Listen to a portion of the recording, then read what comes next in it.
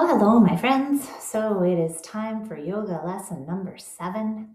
Wow, we are cruising along. And today we're looking at sutras 120, 121, 122. So in this little recording, we're going to chant them, and I'm going to guide you in a very short meditation. The crux of the material is down below. So let those eyes do a little bit of reading and see what you discover. So these 3 sutra I really think of as a bit of practical advice for us. In the last ones, if you think back to Yoga Lesson 6, Part 2, we discovered how Patanjali recognizes that some of us may have had exposure to these teachings in other lives. Maybe we kind of got somewhere and then poof, we're gone, because that's mortality, isn't it? And so there is a recognition that that may be kind of like a head start on the path. There may be some things that are just innate, you kind of know it. But for the rest of us, when we discover yoga, there are some qualities that are going to be necessary for us to arrive at that yogic promise of a very liberated consciousness that is free from the tether of object and knowledge. Can you imagine? Maybe you've had those glimpses in meditation or even just in a moment when all of a sudden it felt like there was just nothing, including a not you and a not anything, but there was an extreme consciousness or awareness of that. And so, I don't know really how to speak of that, except to say that it's called asampranyata samadhi. So that is the samadhi or absorption in the consciousness without ties. And so these 3 sutras talk about the practical way to get there. And so let's start by chanting them. And so, my dears, you are welcome just to listen along. I'm going to chant, and then we'll do a little meditation on the first one. So 120.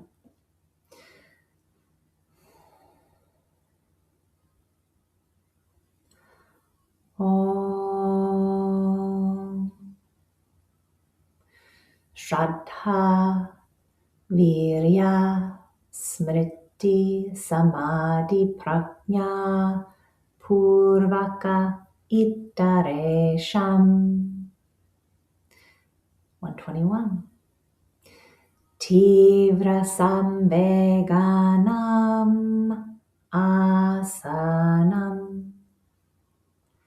And 122. Mritu Madhyadi Matratvat Tatopi Visheshaha. So that first one, Shraddha, Virya, Smriti, Samadhi, Prajna. These 5 resources are the resources required of us to find that elevated state of yoga. Shraddha means faith. Virya means strength. Smriti means a memory, retention. Samadhi, well, that is that absorption, a willing to be consumed in it.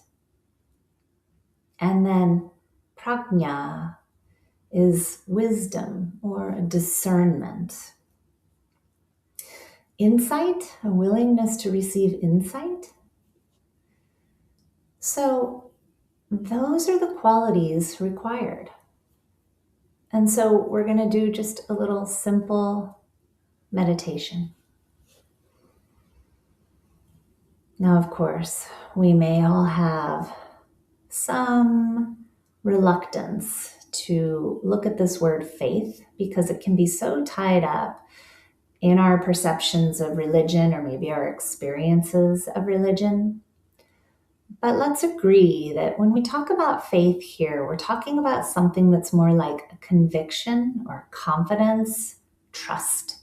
There is something that we believe with a whole heart, and we're willing to stand on that stable ground.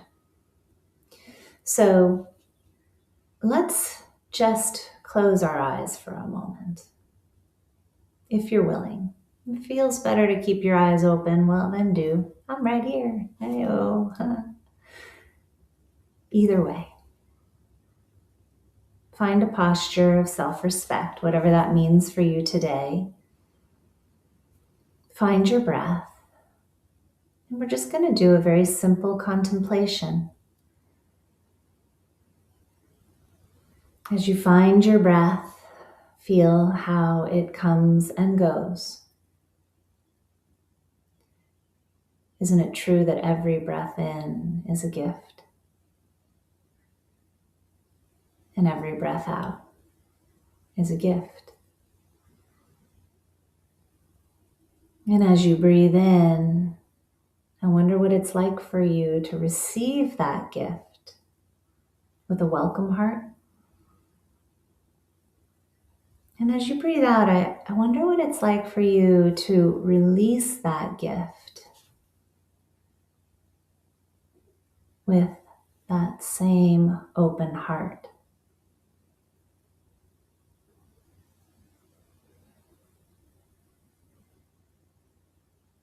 And as you settle more deeply into this receiving and giving of this gift, just start to find your way